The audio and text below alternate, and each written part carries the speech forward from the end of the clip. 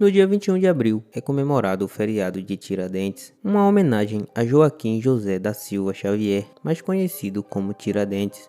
Ele ganhou fama como um dos líderes da Inconfidência Mineira e por ter sido o único entre os inconfidentes a receber a pena de morte pela forca. Mas o que Tiradentes fez para receber essa punição? E por que existe um feriado nacional em sua homenagem? Essas respostas você terá assistindo ao vídeo, mas antes de começarmos, confere aí se você já é inscrito no canal e se não for, já se inscreve aí e ativa o sininho para não perder nenhuma novidade.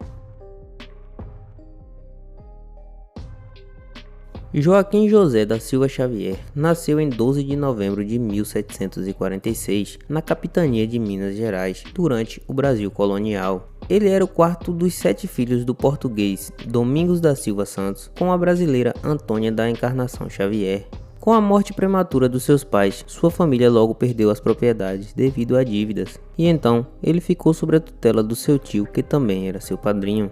Durante sua vida, Tiradentes teve várias profissões, como tropeiro, comerciante, minerador, militar e arrancador de dentes. Como naquela época a profissão de dentista se resumia a extrair dentes, ele acabou ganhando o apelido de Tiradentes. Apesar de exercer tantas profissões, a única que lhe rendeu estabilidade foi o posto de alferes, patente abaixo de tenente do Regimento Regular de Cavalaria de Minas, a força militar atuante na capitania de Minas Gerais e subordinado da coroa portuguesa. Tiradentes, apesar de não ser um intelectual, tinha interesses por escritos políticos, como as leis constitucionais dos Estados Unidos. Assim, seus interesses políticos foram aos poucos se divergindo dos interesses dos outros habitantes de Vila Rica, que era o centro da atividade mineradora do Brasil na época. Logo, ele tomou como objetivo liberar o país do domínio português e o povo da opressão.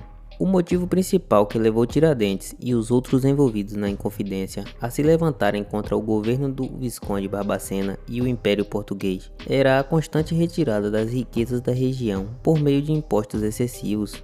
De todo o ouro produzido pela capitania de Minas Gerais, a coroa portuguesa cobrava o chamado quinto, o equivalente a cerca de 20% do total extraído.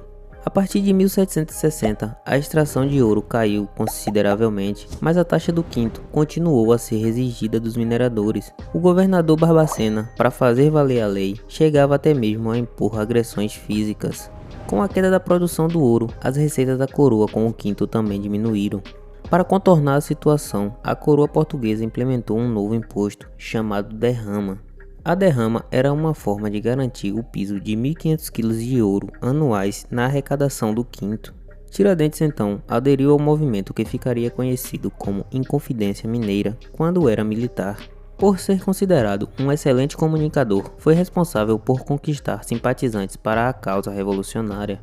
O movimento da Inconfidência Mineira foi articulado pelos que temiam a derrama. Desta forma, os que tinham dívidas com Portugal se reuniram e buscaram uma solução para impedir a cobrança do imposto. Assim, durante as reuniões, foi decidido que o melhor meio para evitar os abusos de autoridade era transformar Minas Gerais numa república independente de Portugal. O grupo de conspiradores era composto pela aristocracia mineira e entre eles haviam coronéis, poetas e advogados que traçaram planos para tomar o controle da capitania de Minas Gerais e abolir as taxas impostas pela coroa portuguesa.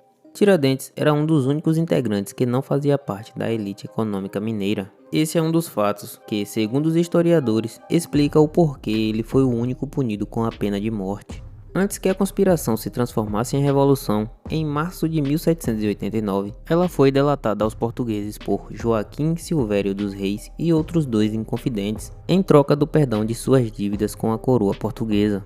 As autoridades então suspenderam a derrama e passaram a perseguir os participantes do motim. Presos, todos os inconfidentes aguardaram durante 3 anos pela finalização do processo. Os réus foram então sentenciados pelo crime de traição contra Sua Majestade. Alguns foram condenados à morte e outros ao exílio.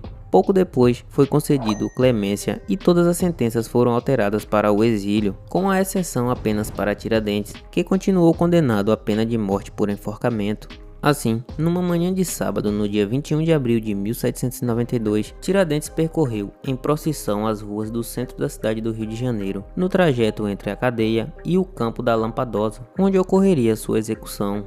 o governo transformou aquela ocasião numa demonstração de força da coroa portuguesa.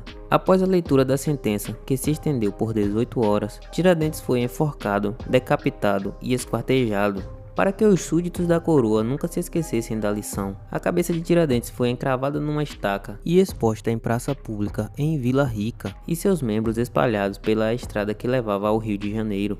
Desde o golpe da República em 15 de novembro de 1889, Tiradentes foi transformado em herói nacional. Afinal, ele era a figura que simbolizava a luta contra a monarquia que foi derrubada. Desse modo, vários monumentos ganharam o nome do Inconfidente como forma de homenagem. A vila de São José foi rebatizada como Tiradentes, pois foi onde ele nasceu em Minas Gerais. Em seguida, o Campo da Lampadosa no Rio de Janeiro, onde ele havia sido executado, recebeu o nome de Praça Tiradentes. No ano de 1965, já na primeira fase do regime militar no Brasil, o Marechal Castelo Branco, então presidente da República, instituiu o dia 21 de abril como feriado nacional e Tiradentes oficialmente como patrono da nação brasileira, um título que homenageia as pessoas que se destacaram fazendo algo de extremo valor para o país. E então, o que você achou da história de Tiradentes? Me conte aí nos comentários. Se curtiu o vídeo, deixe um joinha. Assista também um dos vídeos sugeridos aí na sua tela e faça novas descobertas. E até a próxima!